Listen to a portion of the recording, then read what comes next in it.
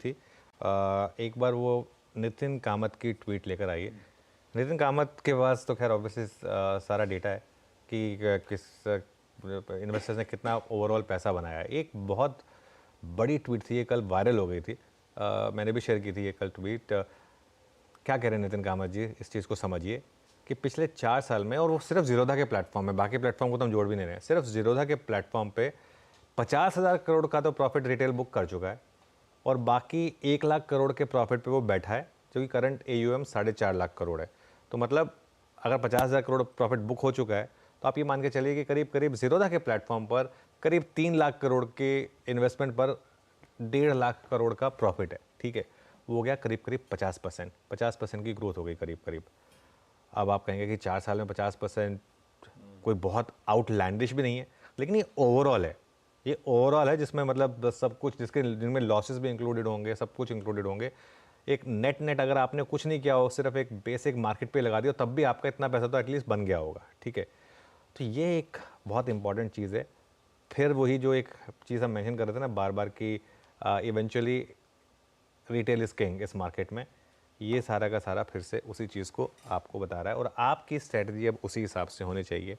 मैं फिर कह रहा हूँ, हाँ आज के लिए इंपॉर्टेंट क्यों है हम डिस्कस कर चुके हैं कि US फेड का जो आउटकम आएगा वो आज के लिए इंपॉर्टेंट है, कल के लिए भी इंपॉर्टेंट है, लेकिन आपकी स्ट्रैटेजी क्या हो अब ये इस पर डिपेंड करेगा कि डोमेस्टिकली आप क्या सोच रहे हैं।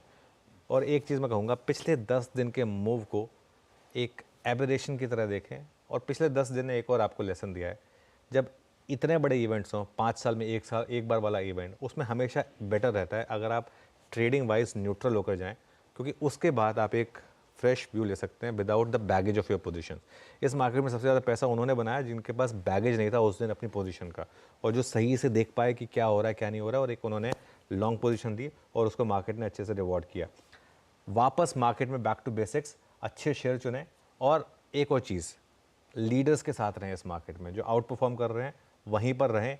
घबराने की ज़रूरत नहीं है, अभी भी यहाँ से मिड कैप और स्मॉल कैप में बड़ा पैसा बनेगा। पैसा बहुत है इस मार्केट में, चेज कर रहा है मिड कैप्स और स्मॉल कैप्स को।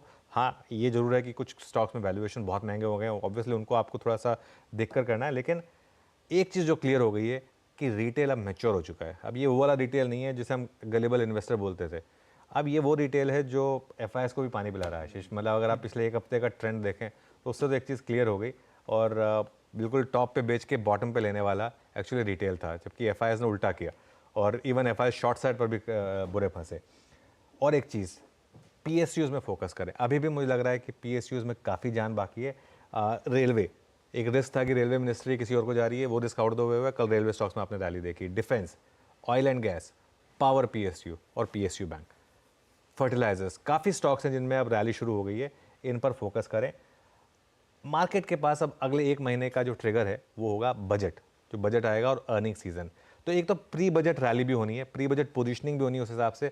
प्री बजट में नॉर्मली आप रेलवे, डिफेंस, PSU में वैसे भी रैली देखते हैं, और अब तो ये बजट निर्मला जी का ही आने वाला है, तो वो कंटिन्यूटी दिखेगी आपको जो पिछले बजट में आई थी, और जो इंटरिम बजट में आया था उसी का कंटिन्यूटी आपको यहाँ पर भी दिखेगी। तो इसके लिए ये एक बहुत इंटरेस्टिंग चीज़ है। अगले 1 महीने के लिए मैं एक चीज़ लेके चल रहा हूँ कि आप अपना व्यू ना पोजिशनल रखें, थोड़ा पोजिशनल व्यू रखें, क्योंकि मेरा ये मानना है कि अगले 1 महीने में 500-600 पॉइंट की निफ्टी रैली का अभी भी स्कोप है यहाँ से। तो लॉन्ग रहें मार्केट में, हर डिप पर ऐड करें, और पोजिशनली अपने स्टॉप लॉसेस को ट्रेल कर लें 20 डेमा पर। राइजिंग 20 डेमा इस समय वो है 22,800, जैसे जैसे वो बढ़ता जाएगा आपका स्टॉप लॉस उस हिसाब से बढ़ता जाएगा। हाँ, अगर आप डे ट्रेडर हैं या स्विंग ट्रेडर हैं तो जैसे कल हायर लेवल पर मार्केट ने मौके दिए प्रॉफिट बुकिंग के, प्रॉफिट बुकिंग पीरियडिकली करें। शॉर्ट बिल्कुल नहीं करना है इस मार्केट में, क्योंकि ट्रेंड अपसाइड का है।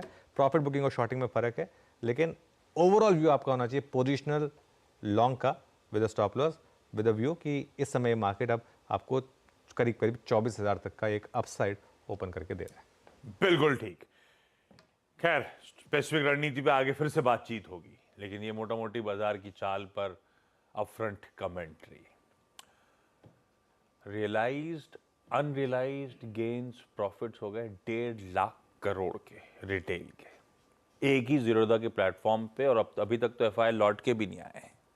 डटे रहिए, आएंगे तो अपने और गेन्स बढ़ेंगे। खैर, आज के समीकरण समझ लिए जाए।